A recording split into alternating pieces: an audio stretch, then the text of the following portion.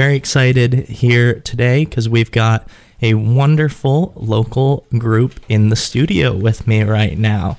We've got Manor in the studio. Guys, go ahead and introduce yourselves here. Hi, my name is Michael Dawes. I play drums and guitar and sing. I'm Dan Rickabus. I play drums and sing and play ukulele and keyboards and drink everything coffee. Else. My name is Samuel Seth Bernard, and I play guitar, lap steel, saxophone. I sing.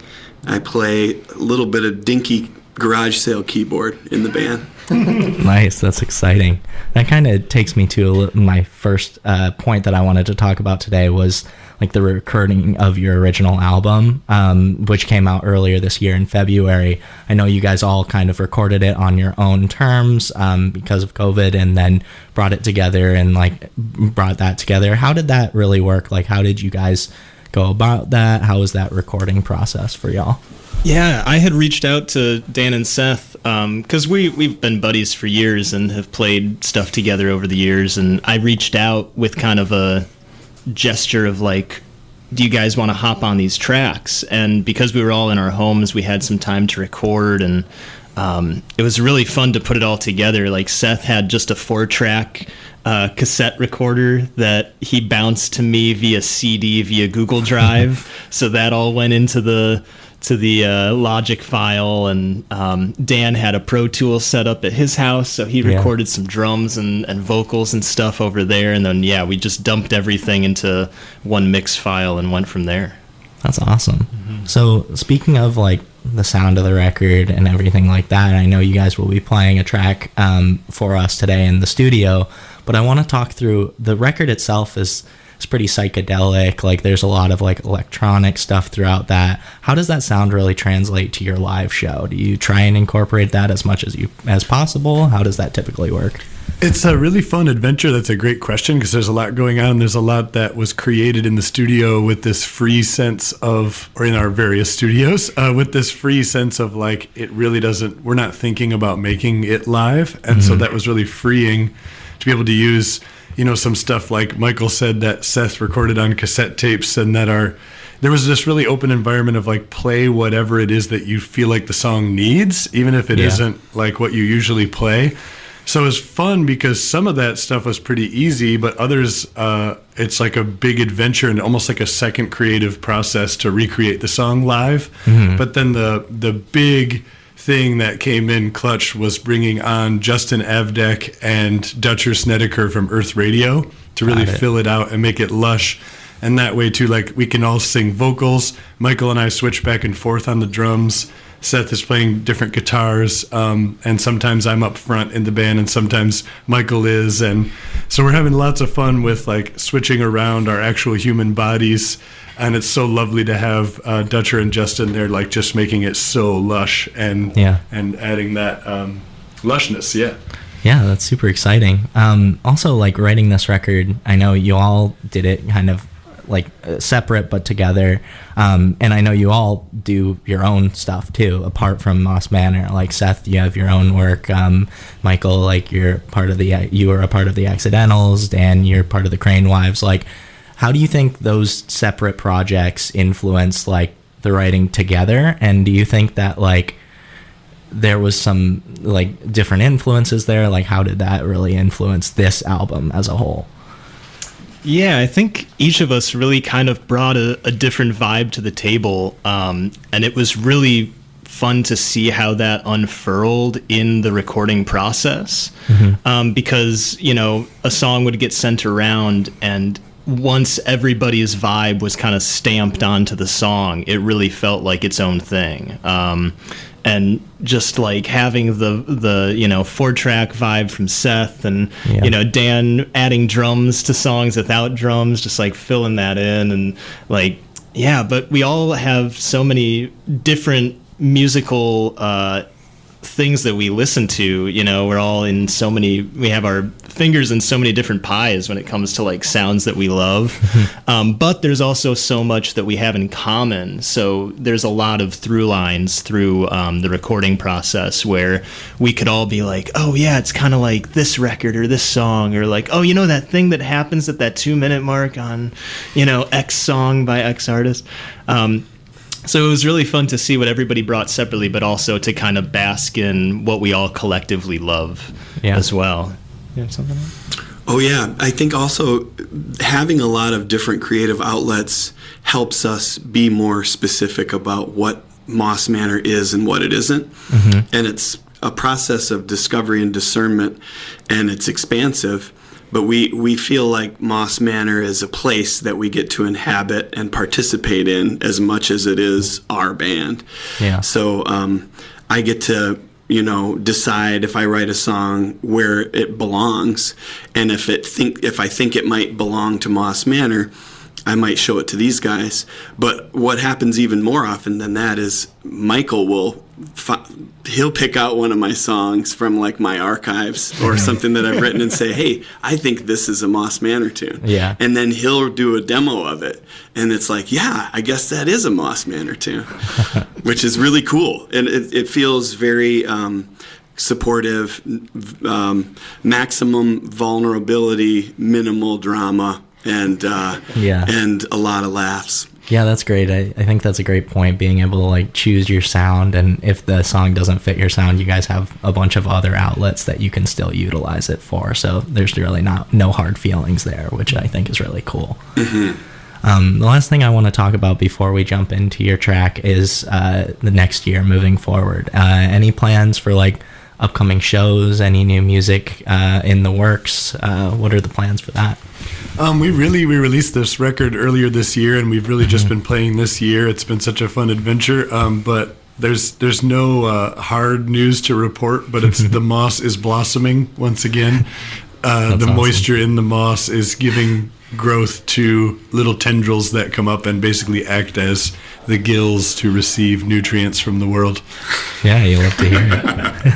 That being said, we do have a couple shows in the spring that we're planning on. Okay. But, apart from the moss we're growing. kind of just feeling it out as it goes. You know, one of our biggest things about this project for all three of us, because we all do have so many different projects going on, is we want to try to keep this as fun and, you know, keep the pressure of this group to a minimum, where, you know, do things as it feels good, as we all have time to do it, make sure the communication is open about that. So yeah, hopefully we can extend our tendrils out to some more stages next year. But yeah, and we've just kind of been slowly demoing and throwing some songs around for new material, but yeah, it's still kind of in that ethereal question mark stage. Yeah. So I feel like first album was just self-titled, but second album could be The Moss is Growing or something like that. I have to resist the urge to just call it like 2. Yeah,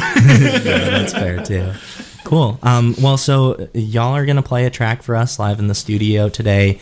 Anyone want to just like introduce this song, give a little insight into the track, and then you guys can just go ahead into it. Yeah, this is a song called Slow Burn, and I had written this song and presented it to the group, and the group brought it into its current state of wholeness. And for me, it's about trying to maintain an open heart in perilous times. Awesome. Excited to hear it. You guys can go ahead. 1, 2, 3, 4, 1.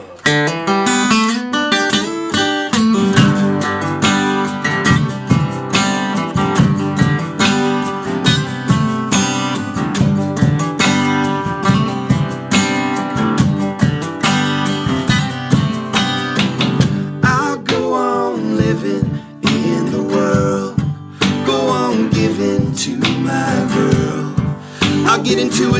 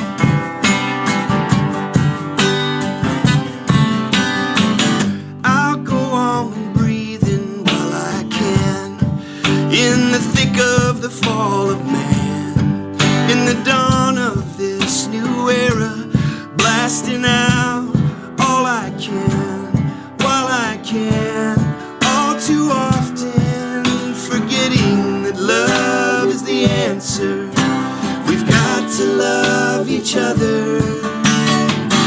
I'll go on breathing while I can in the thick of the fall of man.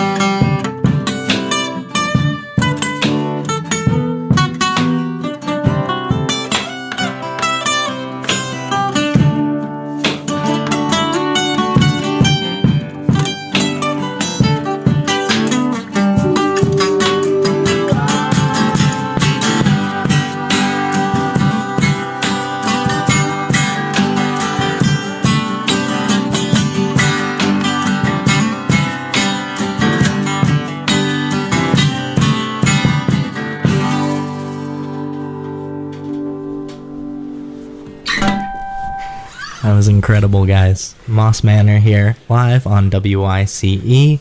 They're performing at Midtown GR tonight, December 1st. Doors are at 6 p.m. The show starts at 7:30 p.m. And Justin from Earth Radio is opening with a solo set.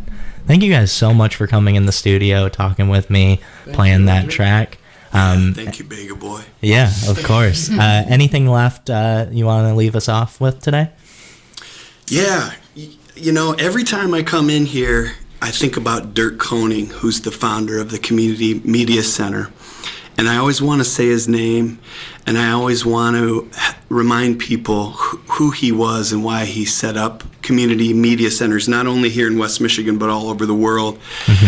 And it's because he really believed that media belongs in the hands of the people, and that people deserve to have access to channels to communicate with one another, to talk about what's going on, to be able to have a variety of viewpoints and narratives expressed through media.